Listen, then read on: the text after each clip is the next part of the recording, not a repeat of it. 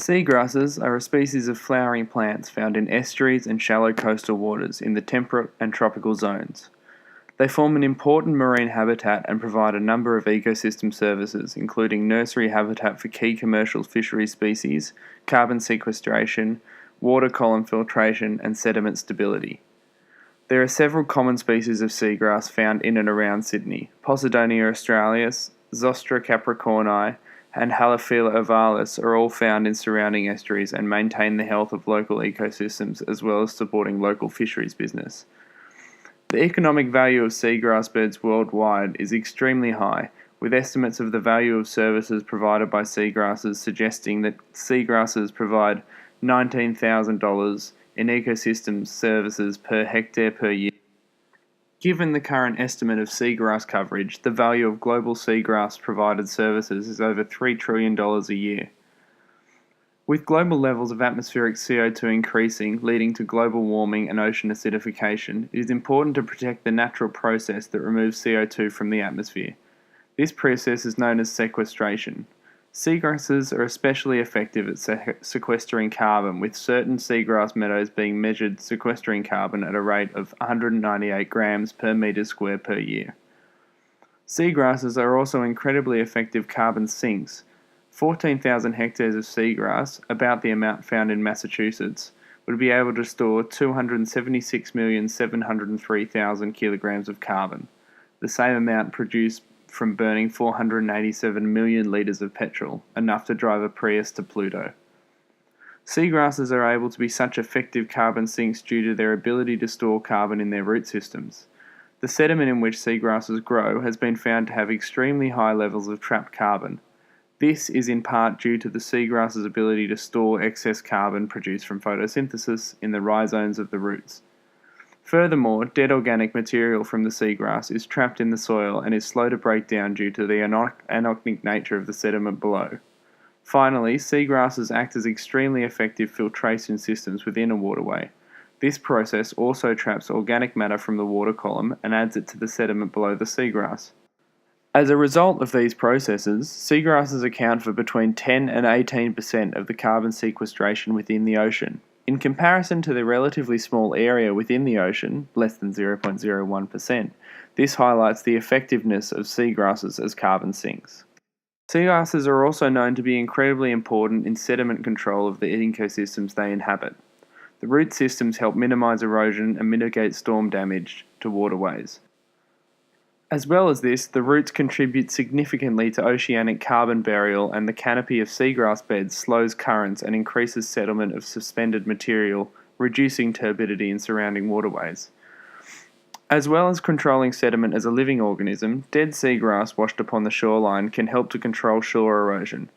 This mound of dead plant matter, known as wrack, is also useful in protecting neighbouring habitats such as mangroves and especially salt marshes from storm damage. These ecosystems are already under threat from human disturbance, so are extremely reliant on as much protection as possible.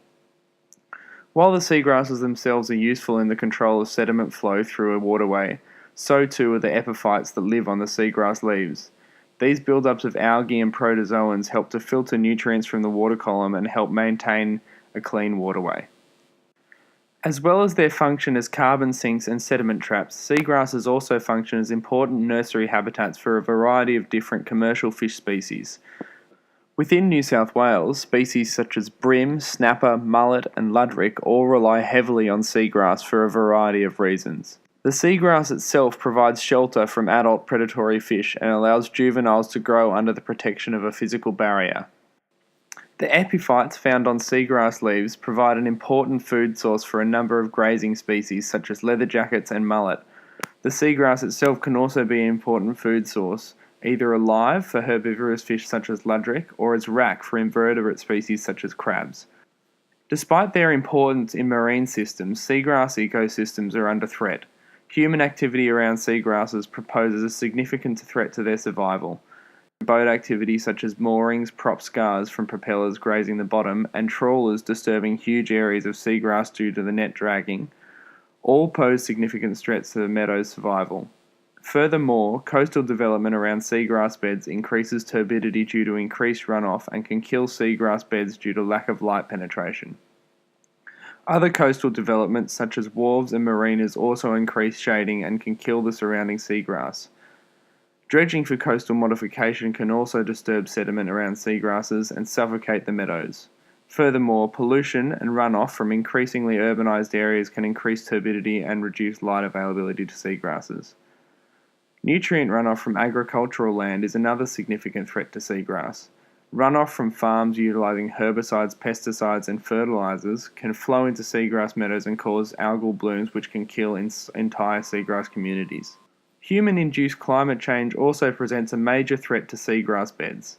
While ocean acidification from increased carbon dioxide in the atmosphere is likely to aid the growth of seagrasses, a range of other climate-related stresses threaten seagrass meadows. Firstly, increasing oceanic temperatures are likely to affect the range in which certain seagrass species will inhabit, hence altering the global population structure for a range of species. Finally, increased storm activities as a result of climate change will have a detrimental effect on local seagrass communities. Storms increase turbidity over seagrass beds, reducing light penetration to the seagrasses and often killing large areas. Furthermore, increased wave action during storms damages seagrass beds, which can take years to recover. With increased storm activity, it is likely that these beds may never recover.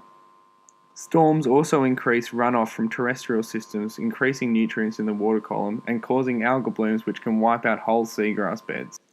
Despite this, it is estimated that while local threats to seagrasses related to climate change present a danger to surrounding ecosystems, the effects of a climate change are likely to have a net positive effect on global seagrasses. This is as a result of increased growth rates of seagrass under a predicted climate change scenario, and due to the fact that seagrasses are able to adapt to fluctuations of pH within the meadows themselves and hence will not likely be negatively affected by increasing oceanic pH. Due to the fact that seagrasses, despite their relatively small global coverage of 0.01%, are extremely effective carbon sequesters, accounting for 10 to 18% of oceanic carbon sequestration, it is imperative to global levels of CO2 that seagrasses are protected, as small losses of area will have magnified consequences for global carbon reserves. Furthermore, the loss of seagrass due to marine heat waves, storm activities, or human-induced stresses can cause massive releases of carbon due to the carbon sink beneath the seagrass being exposed to oxygen and hence being allowed to remineralize. An example of this is the large-scale loss of seagrass beds in Shark Bay, Western Australia, over a period of 12 years as a result of marine heat waves. Between 2002 and 2014, 1,000 kilometres squared of seagrass beds were lost in the bay, releasing the carbon stored below the affected seagrass. By modelling the CO2 emissions associated with the remineralisation of the exposed sediment, it was estimated that between 2 to 9 tonnes of sequestered carbon was lost during the event. This is the equivalent CO2 emissions of 800,000 homes in a year. This event raised Australia's CO2 emissions by 21% for the 3 years following 2011. On top of the massive emissions associated with this event, surrounding waterways were also contaminated with algal blooms associated with increased dissolved carbon. The loss of sediment control from the seagrass beds also resulted in increased turbidity in the surrounding estuary. Seagrass loss also results in the loss of habitat in the surrounding ecosystem. This loss of an important habitat and food source has led to collapses in fisheries in the local areas and can result in loss of adjacent salt marsh habitat. The repercussions for seagrass loss are extremely widespread, and as such, little research into this field has been done. Further research is needed to understand the scope of such losses. There are a variety of methods of remediating seagrass loss.